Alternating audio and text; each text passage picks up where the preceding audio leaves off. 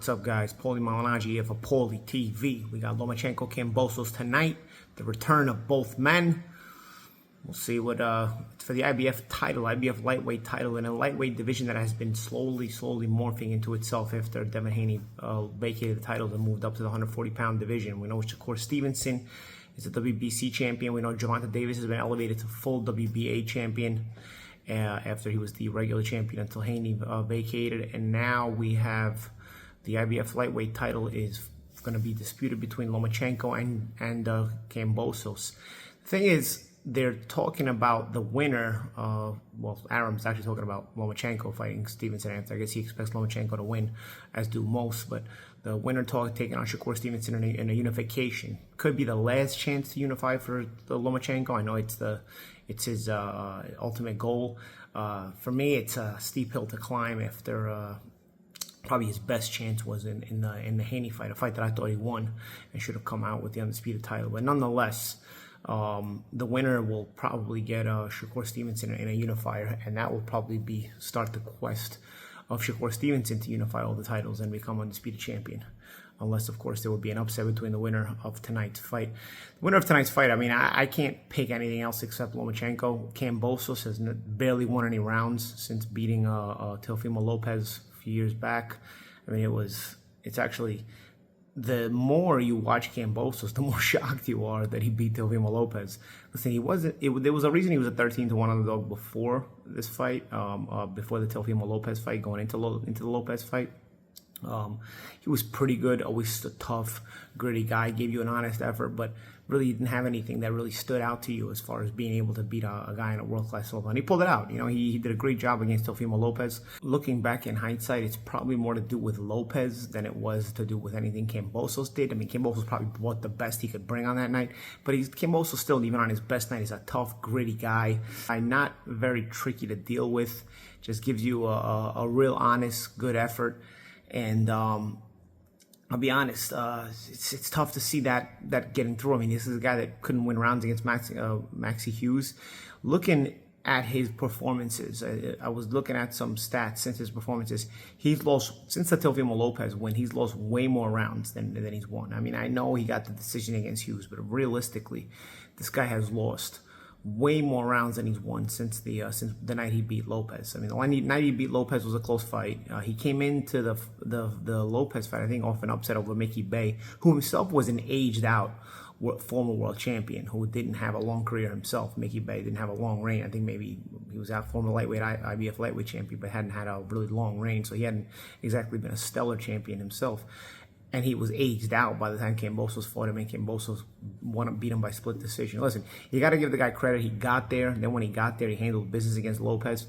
But it seems like the real George Kambosos has been the guy we've kind of seen these last few fights, and it's very tough to see him overcoming Lomachenko, unless Lomachenko is completely shot and aged out. And even if Lomachenko is shot and aged out, it would still be hard to see Kambosos winning this fight. And that's not a disrespect to Kambosos. I know Kambosos has had it out for a lot of people that have, you know, kind of called out his lack of merits for being on this level, you know. But really, you got to show it in the ring. You got to show it with results. You got to show it in the ring. You're always happy for somebody that can actually succeed and make it financially in this business. It's a very, very difficult business, and Kambosos has probably done the most with the least, you know, which is terrific for him. But I think tonight there's also a Lomachenko who's got a chip on his shoulder. There's a Lomachenko who's got a lot to prove.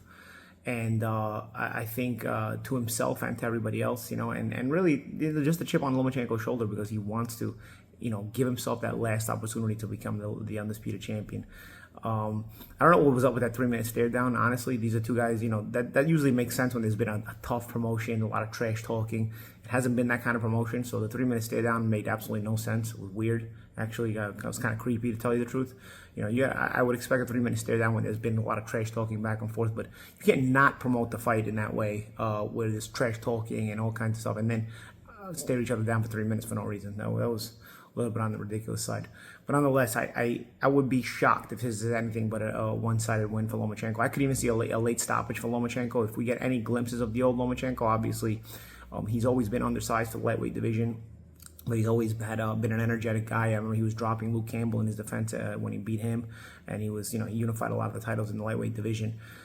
He used to get a lot of stoppages from overwhelming opponents at 130 and 126. Because Kambosos is, I think, on such a lower degree, I could see, and if Lomachenko is not completely aged out, because you got to keep that in mind, he is 35, 36 years old, I could actually see a late stoppage just from the buildup of attack, the buildup of assault, the wear and tear built up on Kambosos throughout the fight. I could see a Lomachenko stoppage in the late rounds, but otherwise a pretty easy decision. It's in Australia. You wonder about politics, but then again, Devin Haney was able to easily beat Kambosos in Australia and get that decision. So it seems like it could be pretty fair in Australia. But we'll check on that as well. Lomachenko is not an American; he's a Ukrainian. So right now there's sort of political sympathy for the Ukrainians as well. So I would be shocked if Lomachenko dominates this fight and he doesn't get that decision in Australia. That would be pretty shocking to me. But that's it, man. Let me know what you guys think. Let me know if you guys think Lomachenko can make another run at unifying all the titles, or if you think he's going to be cannon fodder for Shakur Stevenson after this fight. They're both with Top Rank. It's an easy fight to make. Does anybody out there think Kambosos has a shot to win, a realistic shot to win? And if anybody really does think Kambosos has a shot to win, what's the reasoning behind that? There has to be a reasoning behind that.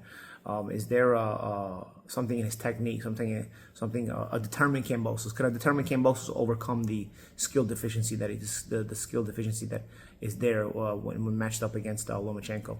I'm Paulie, guys. This is Paulie TV. Hey, this is Jimmy, the producer from Paulie TV. I'm picking Kambosos. I'm only putting this in for receipts for our next Combat and Coffee. Check it out.